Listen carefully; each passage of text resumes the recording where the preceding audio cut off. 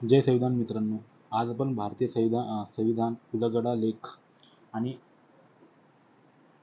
अनुच्छेद 1, अनुच्छेद 14 आणि अनुच्छेद 17 वर स्पष्ट बघूया. याचा परिचय करूया. ठीक आहे.